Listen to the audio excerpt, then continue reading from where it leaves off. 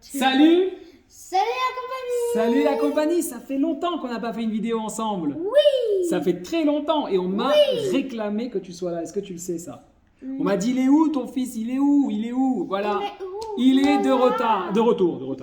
En retard, de retour. Je suis en retard. Bon. Alors, cette semaine, j'ai un truc à t'annoncer. Plus besoin de Netflix, plus besoin d'aller au cinéma, plus besoin de DVD, plus rien besoin. Tu sais ce qu'on a besoin? De quoi tu parles? De quoi je parle? Pour s'éclater avec un film de malade mental qui regroupe le héros, l'ennemi, l'intrigue, la vengeance, tous les détails d'un bon film d'action. Il faut quoi? Le Sefer Bereshit. Il suffit le Sefer Bereshit. Tu sais pourquoi? Parce que t'as fait tomber ton crayon. Parce que j'ai fait tomber mon crayon. La semaine dernière, j'ai pas fait de paracha, j'ai pas fait de vidéo sur la paracha Vaïgash. Ah, Vaïgash. Bon, on voit que ça fait un petit moment. Hein, et cette semaine, c'est la paracha Vaïechi. Ok. Seulement, il se trouve que Les deux parachutes sont collés. Bravo, les deux parachiotes sont collés exactement. Et du coup, en fait, c'est pas vraiment deux parachiotes, c'est une seule paracha qu'on a choisi de découper. Mais dans la Torah, quand on regarde dans le Sefer Torah, on se rendra compte que Vaïgash et Vaïechi sont collés. Et donc, je me suis dit, finalement, c'est un mal pour un bien, parce que il y a tout intérêt à faire une vidéo pour ces deux parachiotes. Et pour moi, c'était important de les rassembler. Surtout que quand on regarde toute l'histoire, et on va la résumer ensemble très rapidement, c'est-à-dire depuis Vayetse, peut-être même avant, jusqu'à maintenant Vayechi, la dernière paracha du Sefer, et donc on va passer la semaine prochaine sur le nouveau Sefer qui est chez Motz, bravo, et ben en fait on a toute une histoire, mais complètement gueudin. Complètement gueudin. Est-ce que tu te rappelles un peu l'histoire qui se passait? Au début, qu'est-ce qui se passe entre Yaakov et Esav? Tu te souviens? Ah, quand il lui a volé la bracha. Il lui vole la bracha. Esav veut le buter. Et ouais, Esav, il veut lui casser la figure. Tu m'as volé ma bracha! Yaakov, il doit partir. Ah, vas-y, il monte sur un chameau. Il s'en va à toute allure. Il va chez Laval. Il va chez Lavan. Il travaille 7 ans pour avoir sa femme et il reçoit la mauvaise. Donc Tu il travaille imagines? encore une fois 7 ans et pour l'avoir. Voilà. À la fin, tout le monde reçoit des enfants à part une que quand c'est bébé, elle meurt. Exactement. Enfin, c'est une histoire de fou. Et le pire de tout, c'est que quoi? Voilà que enfin Rachel, elle a comme enfant Seth, et Binyamin. Binyamin. Elle a Yosef et Binyamin.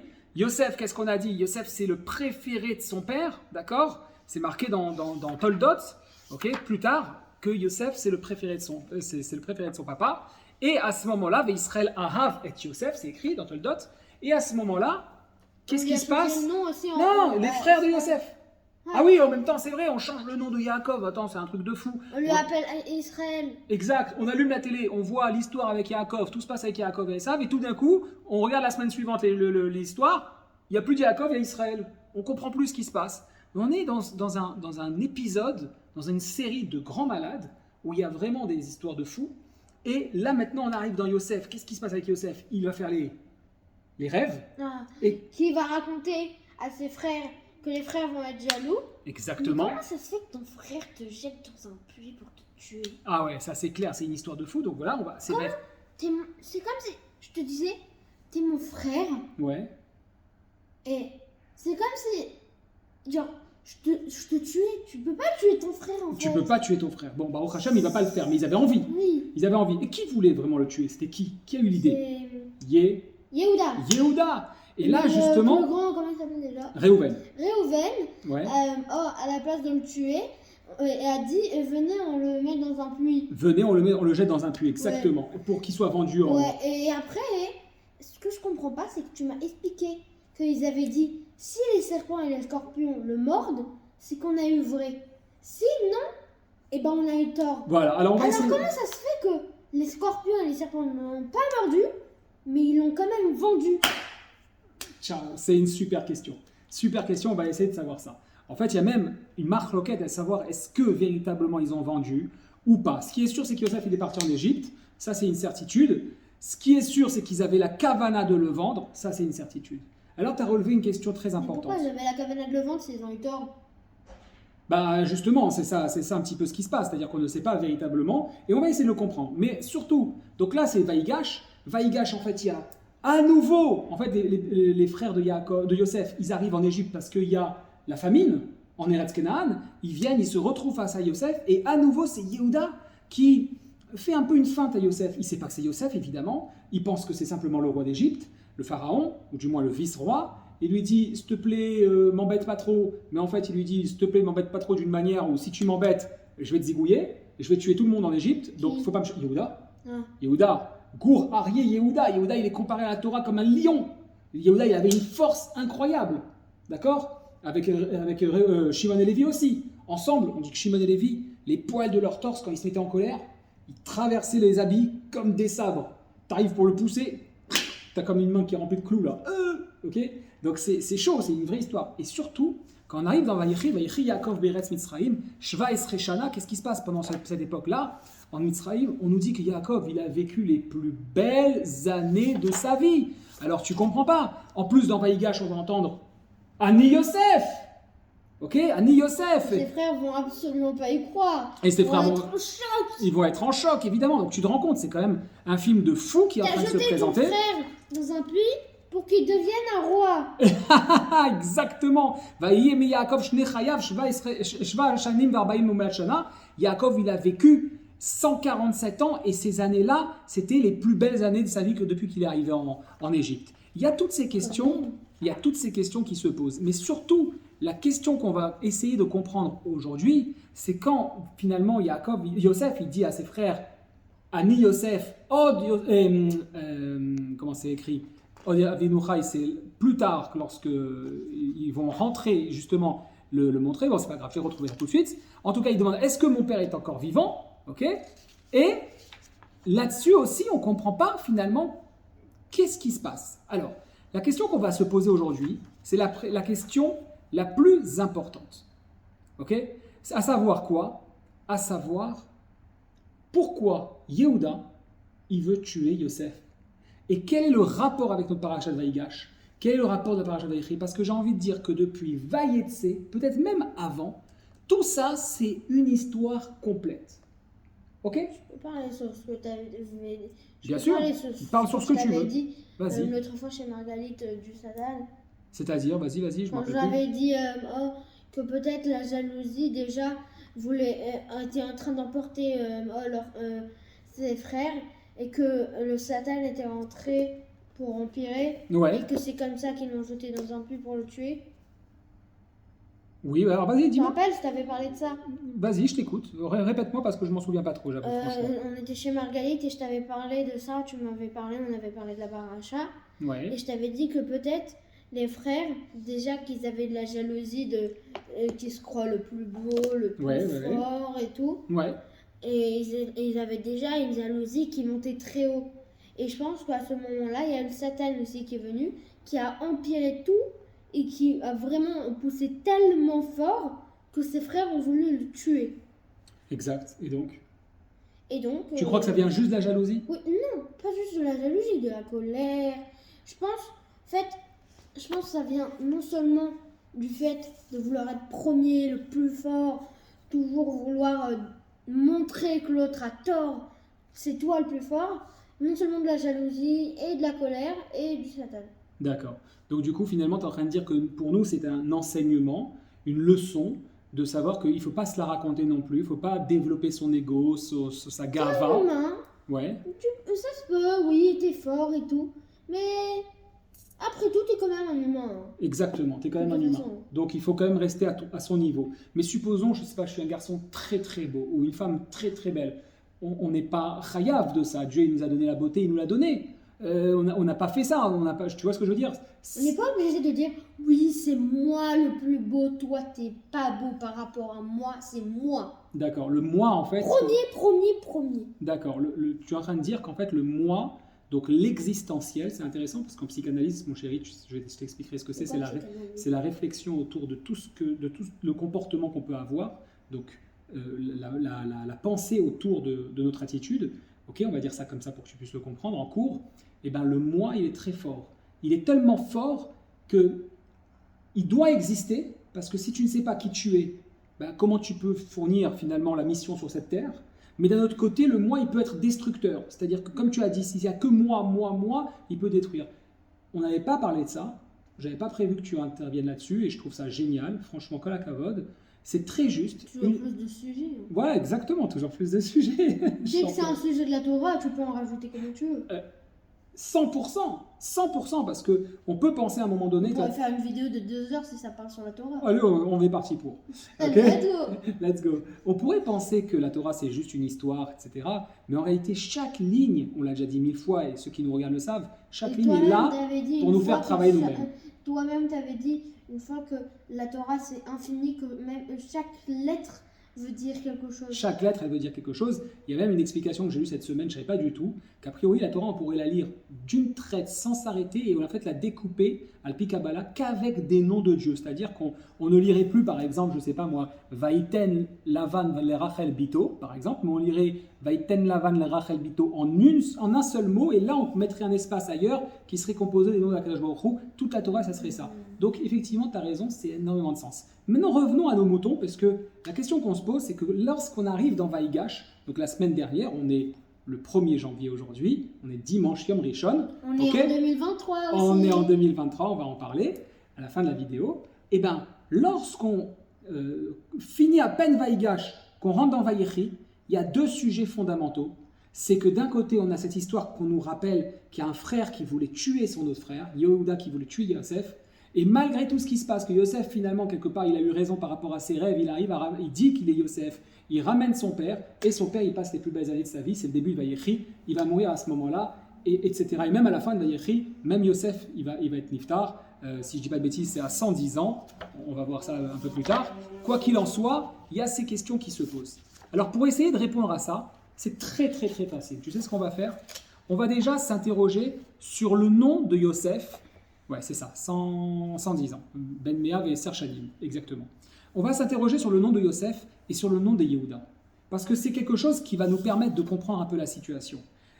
On va se rendre compte qu'il y a 2 choses qui sont importantes. D'une part, comment Yosef et Yehuda, dans quel contexte ils sont nés, qu'est-ce qui se passe, quelle est l'essence même de leur prénom, c'est-à-dire quoi l'essence même, la signification même de Shai Alexander. Pourquoi toi...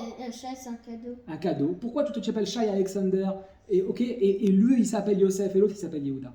La première chose qu'il faut savoir, c'est que lorsque Léa va avoir ses enfants, elle va avoir Réhouven, Shimon, Lévi, et elle va avoir Yehuda. Quand elle va avoir Yehuda, c'est marqué dans le Pérec, Kaftet, Pasuk, Lamedhe, Vatomer, elle va dire à ce moment-là, Apa'am, cette fois-ci, elle va vouloir faire quoi? Remercier Akadosh Baruch Hu, Odé et Hashem, Alken, c'est pour cela, donc je rends hommage à Akadosh Baruch Hu, Alken, c'est pour cela, Kara Shemo, que son nom va être Yehuda. Rend hommage. Hommage, ça veut dire je lui remercie, je lui rends son mérite. D'accord? Voilà. Et tu rends sa part, quoi. Oui, il m'a fait un cadeau. Il m'a offert un enfant et je suis en bonne santé. Tu vois, elle va être vivante, Léa. Rachel, quand elle va voir Binyamin, elle va être nifteret. Donc on sait qu'une femme qui peut avoir un enfant, il faut faire des télim, ça peut être très dangereux, exactement. L'enfant, il peut être niftar, la maman, elle peut être niftar, donc c'est un moment qui est un miracle. Et l'enfant, il peut avoir un problème. Et l'enfant, il peut avoir... Exactement. Donc, on va juste avancer. Va tomer apam, ode et Hashem, alken kara shemo Yehuda. Et la passou qui se finit pas comme ça. Je dis Yehuda, mais il manque encore 2 mots. Va ta'amod miledet. Ça paraît rien du tout, mais c'est énorme. C'est-à-dire que la Torah nous précise que Léa, elle dit merci à Hachem d'avoir eu un enfant. Et pour ça, elle va Odé et Hachem, Hachem Yud Ke Vav Ke et Odé avec le Dalet, ça donne Yehuda, la contraction. Yud Ke, on remplace le Vav par Dalet et le nom de Yehuda contient le nom d'Hachem avec le Dalet. Ok? Mais surtout, quand elle l'appelle comme ça, il y a un enseignement très très fort pour notre vie, pour notre quotidien. C'est quoi? Elle dit merci à Hachem, c'est tout. Et qu'est-ce qui se passe? Vata mode miledet.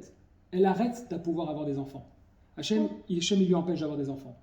De là, il y a un enseignement énorme qui nous dit que quand tu as une tova dans ce monde, ok, tu as gagné quelque chose, tu as évité un accident, je sais pas, une tova dans ce monde, tu dois dire merci à Hachem, mais tu dois aussi tout de suite prier pour la suite, pour qu'Akadosh Baruch Hu, il continue à te donner.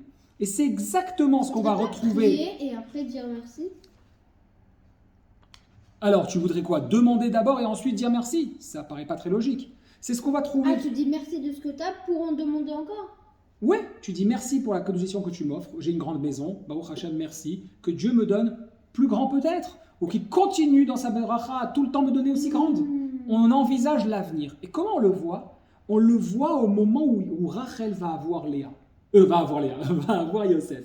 Parce qu'entre-temps, dans les psukim un petit peu passés, on va voir à un moment donné où, finalement, dans Tet Zayin, Tet Vav, Tet Zayin, Léa, elle prie à Kadosh Baruch Hu, elle pleure parce qu'elle n'arrive plus à avoir d'enfants, et parce qu'elle prie, Dieu lui donne. Voilà que Rachel, elle est maline.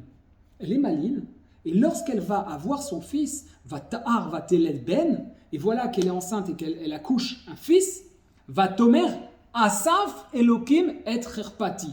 Normalement, ça veut dire que voilà que Akadosh Baruch Hu va tomer asaf elokim et cherpati, il l'a fait disparaître, comment dire, ma honte, c'est pas vraiment ma honte. Comme Rachel, elle n'arrivait pas à avoir d'enfants, elle aussi.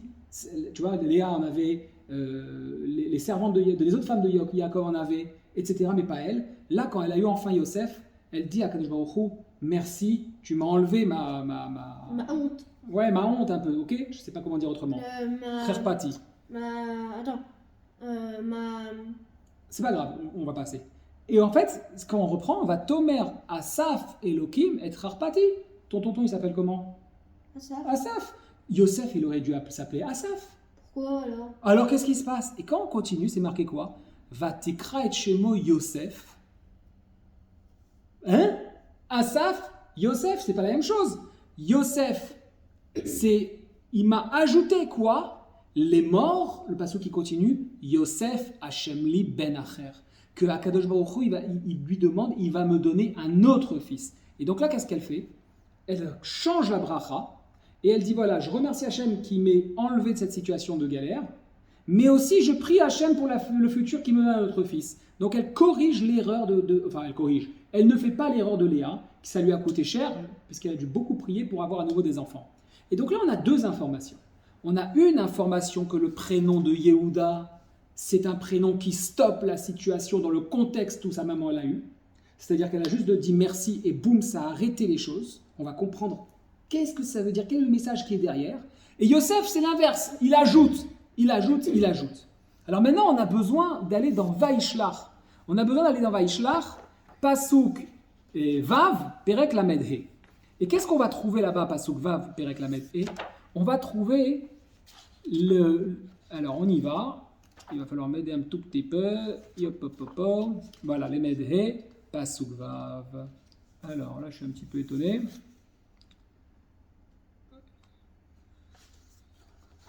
Ouais, j'aurais dû le mettre en avant. Ok.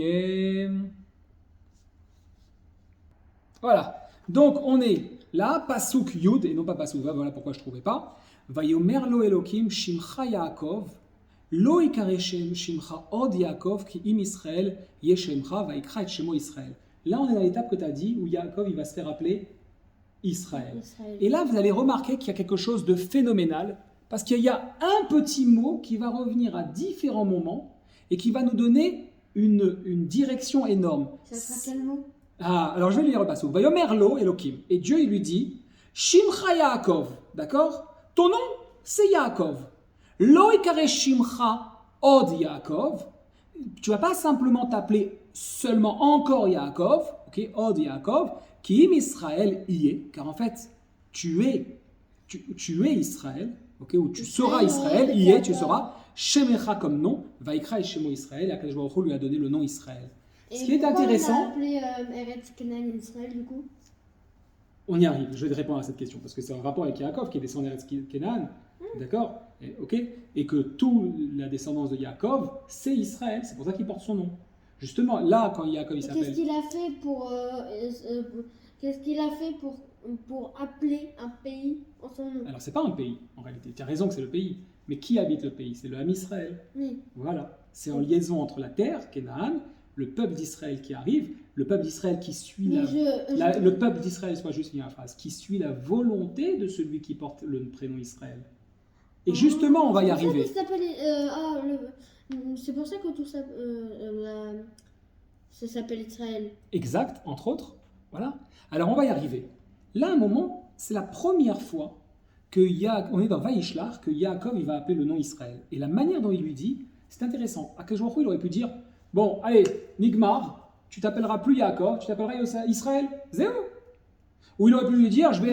Il lui a dit plutôt, en fait, c'est pas, il lui a pas dit, oh, tu t'appelleras Israël. Il lui a dit, tu as le mérite de t'appeler Israël. Non, là je suis pas d'accord avec toi. Il lui dit, regarde, je reprends. Et Vayomerlo Elohim Shimcha Yaakov, ton nom c'est Yaakov. Donc il lui dit, tu vas garder ton nom. Mais tu ne seras pas seulement Yaakov, tu seras aussi Israël. Lo ikare Shimcha Od Yaakov, on t'appellera pas simplement, on t'appellera pas seulement Yaakov, qui im Israël yeshmecha, car Israël ça sera ton nom et tu t'appelleras Israël. Donc ça veut dire qu'en fait, la personnalité de Yaakov, elle reste Yaakov. Et là, il rajoute quelque chose, le mot important qu'il faut retenir, c'est Od. Parce que ce nom, on va le retrouver lorsque Yosef, il va dire plus tard, Od Avinu Chai. Est-ce que encore mon père vit? Mais on sait très bien qu'Yosef, il le sait, parce que quand il reçoit ses frères, et que personne ne sait que c'est encore ses frères, il leur demande combien vous avez de frères, est-ce que vous n'avez pas encore un autre frère, où est votre père, est-ce que machin, etc. Il est au courant, il a déjà enquêté. Pourquoi il lui repose cette question? Et donc maintenant on va pouvoir faire un lien. La première chose qui est importante à savoir, c'est quoi? Quelle était la mission de Yaakov? Qu'est-ce qu'il voulait faire Yaakov dans sa vie? On l'a déjà vu dans des vidéos précédentes. Non, il n'y avait pas encore de rabbanim déjà. Et puis, si on entend par Rav la notion de maître, alors peut-être. Mais ce n'était pas vraiment en ce sens. On a dit qu'Avraham Avinu, son grand-père, il avait un objectif. C'était de diffuser la Torah à l'extérieur. Il voulait montrer au monde que le créateur du monde est là. Comment il agit, bien sûr qu'il a réussi. Alors comment ça se fait qu'encore maintenant on ne s'en rappelle pas? Ah, on va venir. C'est magnifique, c'est super question ce soir. Ça va aller le coup de faire une pause. T'envoies du lourd là, fiston. Ok? Donc, il y a cette question. La première chose, c'est Abraham, il voulait mettre la Torah à l'extérieur. Il avait compris à l'intérieur. Ça veut dire quoi la Torah? Il avait compris comment le monde fonctionnait avec un créateur qui est derrière. Tout commence s'embrique l'un dans l'autre pour que lorsqu'on fait une bracha, l'impact sur le fruit, l'impact quand on met tefillin sur un arbre, comment les choses elles poussent, comment le soleil il intervient, comment Akadosh Baruch Hu crée la création tous les jours, etc. En fait, c'est comme un arbre. Oui. Le monde se passe comme un arbre. Ouais. Ta vie se passe comme un arbre. C'est-à-dire? Ça commence par une plante, le bébé, Ouais. qui grandit, Ouais. qui devient un enfant, Ouais. qui grandit encore, Ouais. qui en même temps... Ne me sors pas qu'il devient pépé, hein. Non. D'accord. En même temps qu'il grandit, apprend des choses. Ouais. Apprend c'est quoi les fruits, apprend comment il va les sortir, apprend jusqu'à sortir ses fruits. Incroyable. Qui deviennent des fleurs. Et Non, qui qui deviennent reviennent- d'abord des fleurs et ensuite des fruits. Ah oui, attends. Qui deviennent des fleurs, qui deviennent des fruits, jusqu'à l'humain qui va venir prendre les fruits. Bah, et c'est manger. magnifique, chérie, ce que tu dis, c'est extraordinaire, exactement. Donc, on continue tout simplement. Abraham, il voulait à l'extérieur. Yitzhak, lui, il voulait n'avait pas... Non, il voulait pas développer à l'extérieur. Il s'est dit, papa, il a déjà fait ça. Moi, je développe à l'intérieur.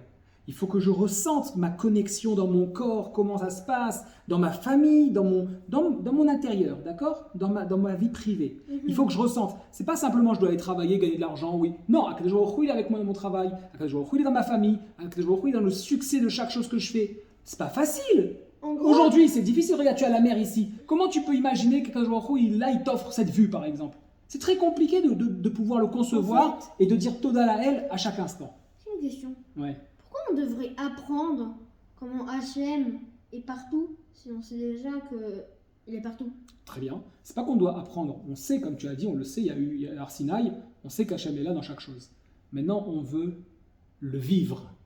On veut être en connexion. C'est trop facile de dire pense bien, tout ira bien. C'est trop facile. C'est comme en fait Pourquoi? voir des choses, mais Tu me poses une question, chérie, si tu m'envoies trop de questions, faire. j'y arrive pas. Laisse-moi juste finir, après je t'écoute. Ce qu'on veut, c'est comprendre pourquoi, quand je pense bien, tout va bien. Qu'est-ce qui s'enclenche à l'intérieur de moi? Qu'est-ce qui s'enclenche que quand je pense bien, je vais avoir tendance à sourire et je vais croiser l'autre et lui aussi va sourire, je vais lui apporter quelque chose. Quelle est cette connexion dans laquelle je fonctionne? C'est le créateur du monde qui fait les choses. Qu'est-ce que tu voulais dire?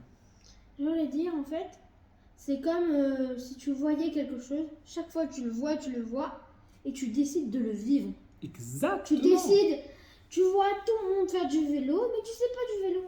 Donc tu décides d'apprendre à faire du vélo. Et même mieux, tu décides d'apprendre du vélo et quand tu es sur le vélo, tu essaies de comprendre pourquoi il y a un guidon droit, c'est quoi cette chaîne qui fait tourner le mécanisme, et si la chaîne elle tombe, elle tombe, oui, comment je fais pour la remettre. Tu essaies de comprendre comment le vélo il fonctionne. Tu comprends? Par exemple, une voiture, un vélo encore ça se voit, mais une voiture tout est à l'intérieur. Tout d'un coup, tu décides d'ouvrir le capot et dire ah bah tiens, extraordinaire, le moteur il est là comme ça, là il y a une courroie de distribution qui permet de faire tourner le moteur. Quand j'appuie sur l'accélérateur, ça envoie de l'essence qui fait accélérer le moteur, etc., etc. Voilà, nous on veut comprendre comment ça fonctionne pour le vivre. Et quand on est en connexion avec le Baruch Hu, maintenant Yaakov, qu'est-ce qu'il veut faire? Alors la Kabbalah, la Chassidut, elle nous apprend qu'Avraham c'était Chesed. Il était généreux, il donnait vers l'extérieur. Venez voir, c'est Hachem, c'est Hachem, c'est Hachem. Bon, Yitzhak, il était lui Gvura, il était plus rigueur, il était plus à l'intérieur. Yaakov, il est arrivé au niveau de Tiferet. C'est quoi le niveau de Tiferet? C'est la rencontre entre Chesed et Gvura. Lui, il voulait que ça soit autant à l'intérieur qu'à l'extérieur. Il voulait apporter un truc en plus. Il voulait montrer à l'extérieur, mais il voulait beaucoup plus faire à l'intérieur. Voilà. Maintenant, on comprend un peu mieux. C'est-à-dire que Yaakov, il avait ce travail. Akadosh Baruch Hu, il se rend compte de ce travail, il lui dit, tu sais quoi? J'avais un projet. C'est pas j'avais un projet, j'ai un projet. Mon projet, c'est Israël. Je veux créer un âme, un peuple, qui soit celui qui comprend cette connexion et qui montre au monde, même aux autres amim, même aux goïm, bien sûr. Nous, on est avec les non-juifs. On est avec eux, on est comme Yosef. Yosef, il n'est pas devenu paro. Il est devenu juste en dessous de paro, le vice-roi. Ok? Il est devenu le vice-roi. Ça veut dire quoi? Il était là à diriger les affaires de paro dans ce monde de Gashmiut et il laisse paro faire. Toi, tu veux le business, tu veux les honneurs, je te donne. Laisse-moi gérer ça pour toi. Je vais te montrer comment on fait ça bien. Et tu pourras soit le faire tout seul, soit on continue à travailler ensemble dans la paix. Et c'est ça le travail. Maintenant, Akadosh Baruch Hu, il voit ça. Il dit quoi à Yaakov? T'as tout compris, fiston. Ton grand-père, il a fait la première étape. C'est pas qu'il n'a pas compris. Il a fait la première étape, il n'y avait rien. Il a fait l'extérieur. Kol hakavod. Mais il n'est pas encore au niveau de représenter mon peuple. Yitzhak, il a aussi compris, il a fait la part, il a travaillé de l'intérieur. Kol hakavod. Mais il n'est pas assez là pour représenter mon peuple. Toi, tu as tout compris. Tu as fait les deux. Tu as fait les deux. Contrairement à Avraham, ok, là on fait vraiment une conclusion du Sefer Bereshit. Avraham, il a eu Ishmaël, qui était Lotov, qui n'était pas dans le Derech HaTorah, puisque à tel point que Sarah lui a dit, s'il te plaît, éloigne-moi ce coco, il n'est pas une bonne influence pour Yitzhak. Et Yitzhak, il a eu un mauvais, un bon. Mauvais dans le sens, pas dans le Derech du père, d'accord, pas dans son chemin. Yitzhak, il a eu Esav et Yaakov, un mauvais, un bon, mais avec une évolution. Parce que Avraham, c'était deux mamans différentes, mais Yitzhak, il a eu les deux de la même maman. Donc il y a eu une évolution. Malgré tout, il y a un des enfants qui n'a pas voulu suivre le chemin de son père. Esav. Yaakov, lui, qui était... C'est pas très grave, en fait. C'est-à-dire? Bah si... J'adore quand tu me coupes la parole, je kiffe. Je finis pas ma phrase là, mais vas-y. Bah en fait, je pense pas que c'est vraiment grave. Je pense pas vraiment qu'on peut appeler ça rachat ou pas derrière Torah. On pourrait appeler ça plutôt... Différent. Oui, différent. Parce que moi, on est d'accord, quand je serai grand, je suis pas obligée de faire comme toi, faire des vidéos pour apprendre. Si j'ai envie, je le fais pas. J'espère même que tu feras pas comme moi. Je ferai mieux que toi. Tu feras mieux que moi. Exactement. Mais pourquoi on parle de rachat ou de tzaddik? Parce que je peux pas te laisser dire tout ça. Il n'y a pas tout qui est juste. Ah. Je vais t'expliquer. Heureusement que tu es là pour m'apprendre. Imaginons, prenons le frigidaire. Ouais. Dedans, il y a de la nourriture. Ouais. Tu as des œufs, tu as de la viande, tu as du fromage, tu as de la nourriture. Mais tu as aussi un grand gâteau d'anniversaire. D'accord? Ouais. Et tu as aussi des crêpes. On a fait d'avance 20 crêpes. Tu as deux personnes qui viennent. Tu as la première personne à qui on a expliqué comment la nourriture elle fonctionne, elle te donne de la vitamine, elle te donne de la force, et elle te permet de te développer, d'avoir tout ce que tu as besoin dans une journée pour être costaud, travailler tout le temps comme tu as envie, d'aller voir tes amis, prendre la route sans être fatigué, sans rien, en bonne santé. Et tu as l'autre, on lui a expliqué, mais il s'en fout. Le premier, il ouvre le frigidaire, il se prend quelques légumes qui sont préparés, chaud de Bruxelles, t'adores ça, voilà, il prend un peu de viande, et il se prend une crêpe parvée, il faut quand même le dire, sans lait, pour la fin où il met, je sais pas, soit il met du miel, et il se fait son petit dessert. Et il kiffe. Le deuxième, il sait tout ça, que c'est important pour lui. Lui, il décide de dire, ok, je commence par le gâteau. Il coupe une belle petite tranche, comme Obélix. Il prend cette tranche, il la remet au frigidaire, il prend tout le reste. Il mange. C'est vrai que ça se fait rire, hein. Il mange. Et après, il se casse pas la tête. Est-ce qu'il y avait du lait ou pas dans ce gâteau? Il prend tout de suite une petite cuisse de poulet, il s'en va comme ça. Qu'est-ce que tu vas dire? Tu vas dire, regarde. Premièrement, c'est pas caché. Premièrement, il ne sait pas s'il y a du lait ou pas. Peut-être que le gâteau il est parfait, mais il ne se pose même pas la question. Il laisse son corps décider. Il fait n'importe quoi. Premièrement, il est possible qu'il ait fait une avéra. Il a mélangé le lait et la viande.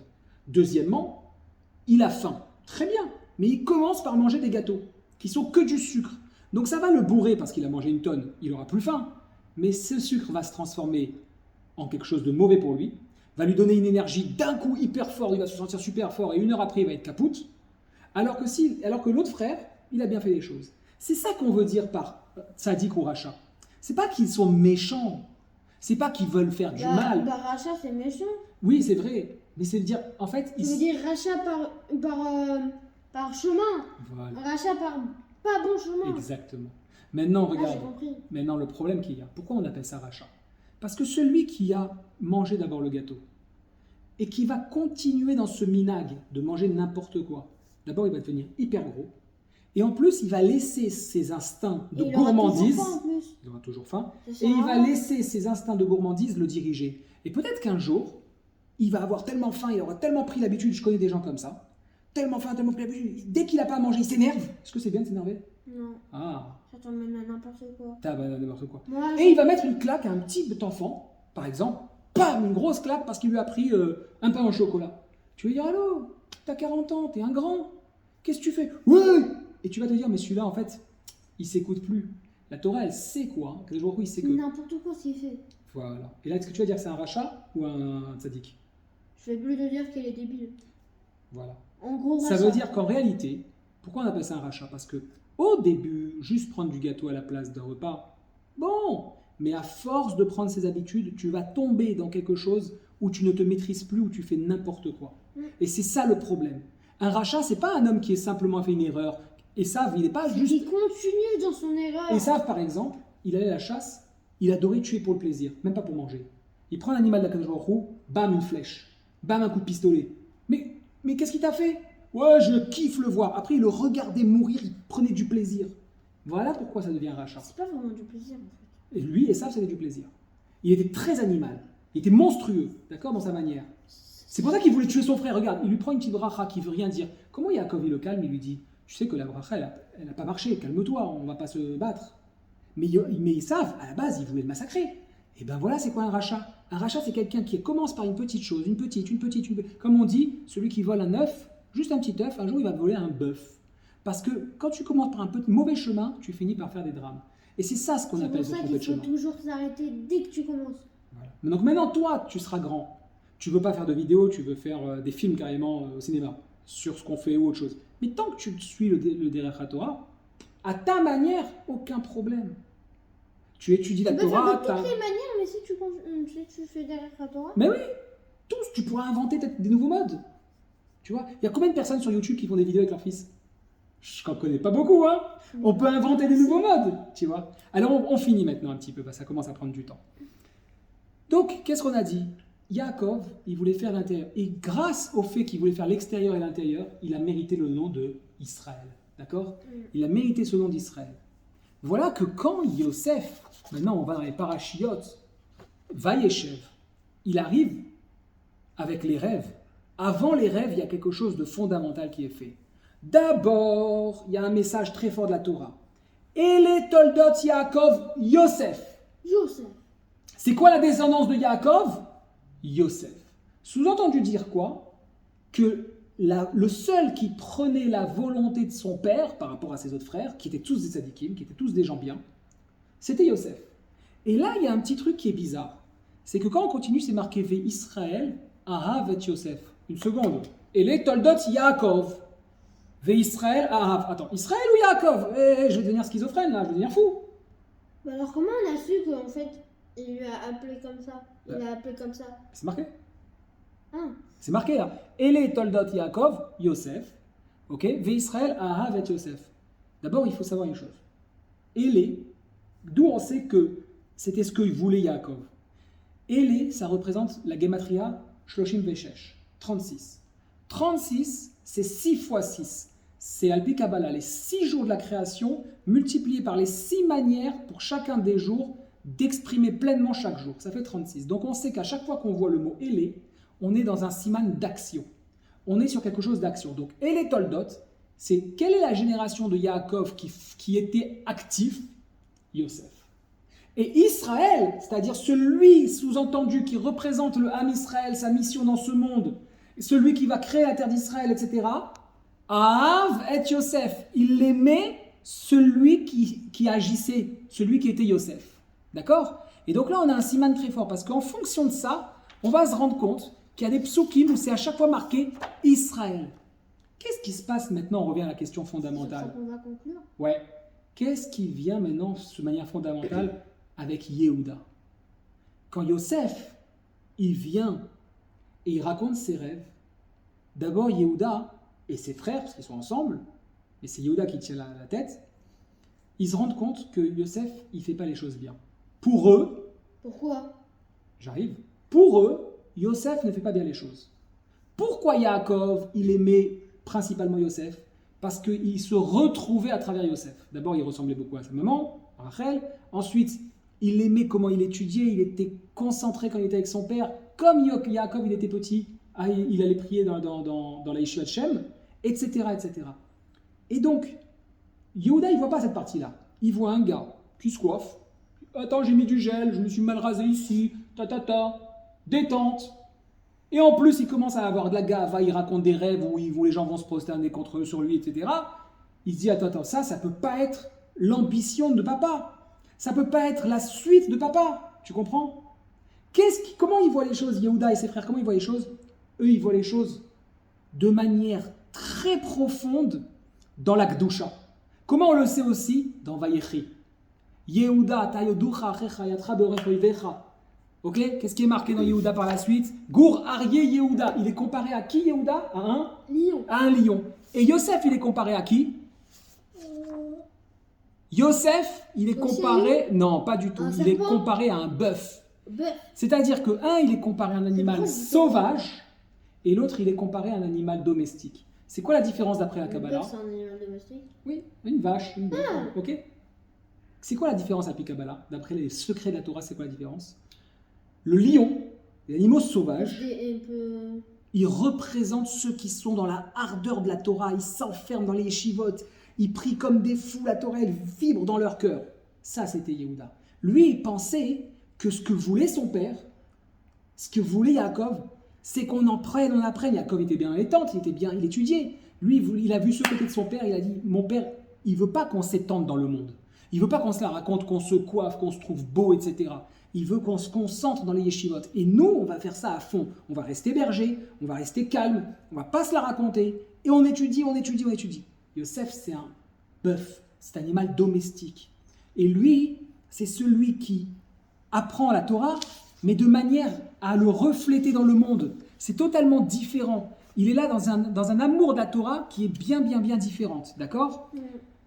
C'est celui qui est docile dans le travail qu'on lui donne. Et il est de manière dévouée dans la tâche de faire en sorte que le divin, qu'Akadosh Baruch Hu, il se reflète dans cette matérialité, dans ce monde. Tu comprends? Et ça, c'est une grande différence. Yehuda, quand il voit ça, il dit stop, on arrête. Yehuda, c'est celui qui arrête la bracha un peu. C'est-à-dire qu'il arrête l'action. Il a compris une méthode, il est sûr d'avoir raison, il ne se remet pas en question et il fonce dans ce qu'il sait faire. Le truc, c'est qu'on a dit que quoi? Pour être sadique, il faut ressembler à qui? À Moshe Rabbeinu. Et Moshe Rabbeinu, il était humble. Moshe Rabbeinu, il était humble. Pas simple, humble. Humble, pas simple.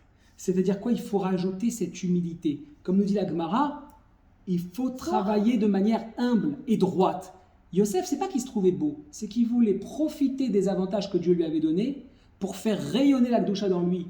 Mais même dans la matérialité, le corps, c'est la première matérialité.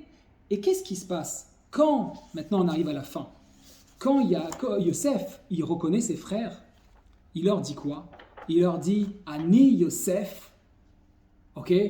Et ensuite il lui dit « Od Avinu Chai ».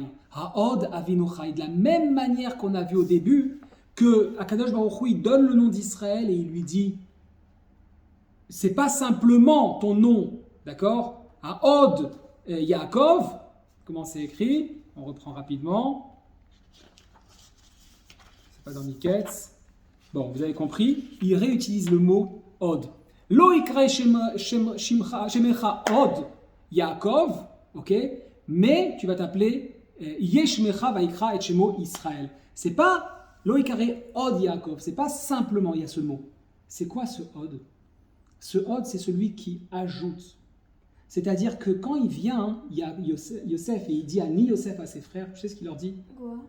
Il leur dit pas je suis Yosef. Ok, très bien. Il dit Ani Léosif, je suis celui qui ajoute. Regardez ma situation.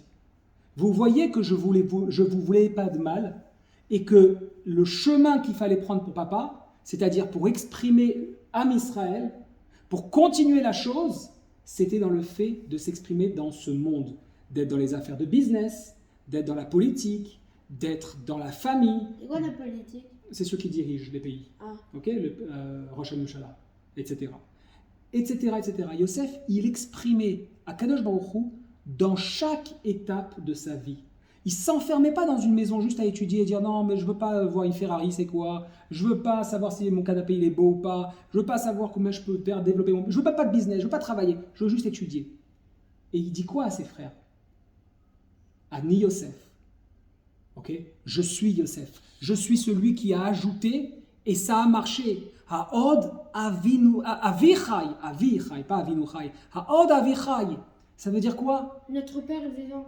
Est-ce qu'il est encore en vie? Sous-entendu, Haod, encore avichai. Mon père est. Donnez-lui encore de la vie. C'est-à-dire que le travail que j'ai fait, c'est ça qui rajoute de la vie. Comme on dit que Yaakov Avinu l'omet. Ok, Yaakov Avinu il n'est pas mort parce que toute sa descendance est en vie.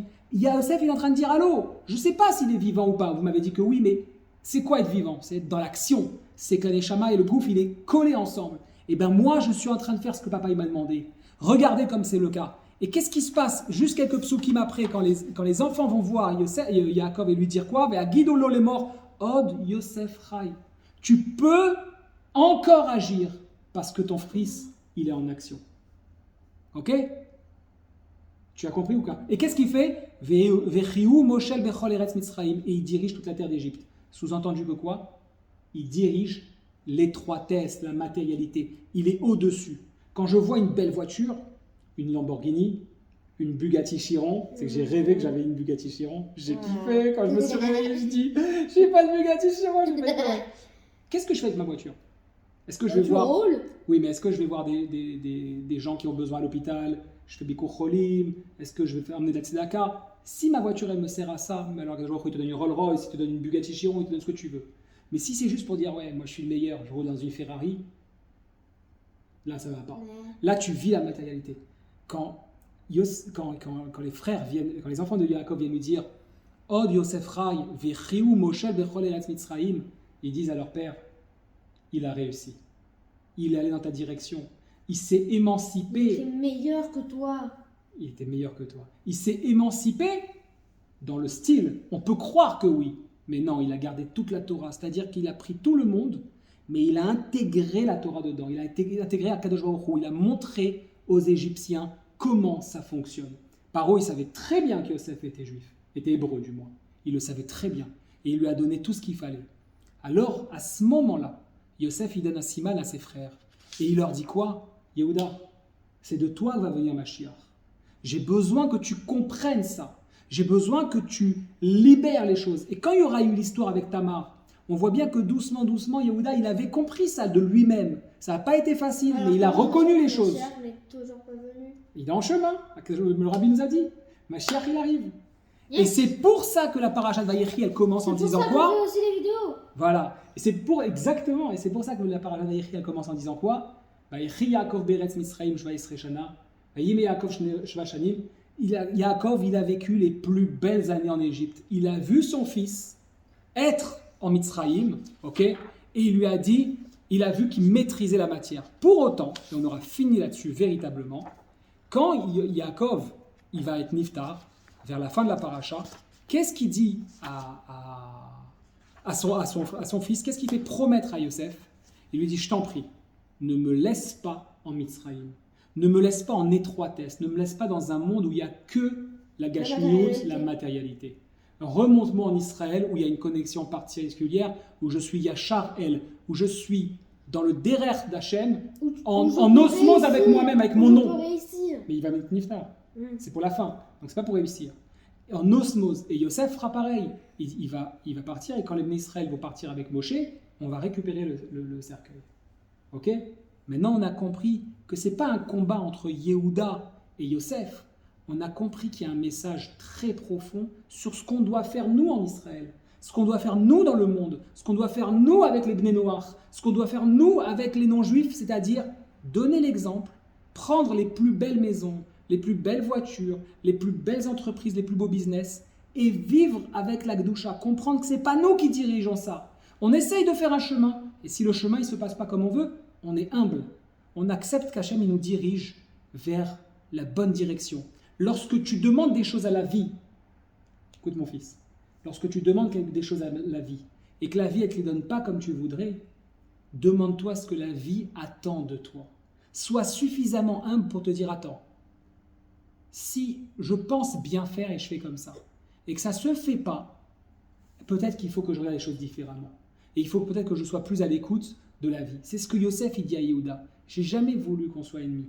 Chas v'shalom, c'est de toi que va venir Mashiach. J'ai voulu te montrer que le chemin, et montrer à tous mes frères, c'était d'aller vers l'autre, d'aller vers les juifs, les non-juifs, les hébreux, les non-hébreux, les autres peuples, etc., en étant fiers de notre héritage, en étant fiers de ce qu'on porte, de notre compréhension de certaines choses, en le disant haut et fort, ou en du moins ne pas se cachant de cela, et le vivre. Voilà, on va finir sur une chose. Pourquoi je voulais faire cette vidéo aussi aujourd'hui? Parce que c'est dimanche 1er janvier 2023. Alors, il y a une grosse question qui se pose. Est-ce qu'on souhaite bonne année, parce qu'on est en 2023, ou pas? Pourquoi? Parce que oui, on souhaite bonne année. Et pourquoi pas? Parce que c'est pas notre année à nous. C'est l'année des Goïm. Nous, c'est Rosh Hashanah. Nous, c'est Rosh Hashanah. Oui. Alors, on souhaite à tous ceux qui sont dans l'année civile qui commence le 1er janvier jusqu'au 31 décembre, on leur souhaite à eux une bonne année. Nous, moi, dans mon business, je suis aussi par rapport à cette année-là, donc je me souhaite aussi une bonne année 2023. Bonne année. Et comme le Rabbi l'avait dit une fois, alors j'ai suivi, il y avait le responsable de son secrétariat, d'accord, Nissan Mendele, qui était là et qui envoie le Rabbi et qui lui dit « Bonne année ». Et là, son responsable du secrétariat, qui était vraiment celui qui gérait tout, il est choqué que le Rabbi lui dise ça. Et le Rabbi lui sort le Teilim Pezaïm et lui dit « Adonai ispor birtov amim ». Akadosh Baruch Hu, il compte et il note les autres peuples, c'est-à-dire il prête attention à tout le monde. Et un vrai juif, c'est pas quelqu'un qui fait la Torah et qui rejette ce qu'il y a derrière. Un vrai juif, c'est quelqu'un qui respecte tout le monde et qui continue à faire ce que Yosef a fait, et ce que par la suite Yehuda fera aussi, c'est-à-dire diffuser la Gdusha de ce monde, la connexion, comment ça fonctionne dans chaque étape. Ok? C'est comme ça qu'on finit. Tu continueras avec moi les vidéos ou pas? Oui. Oui. Bye bye les amis, à la semaine prochaine.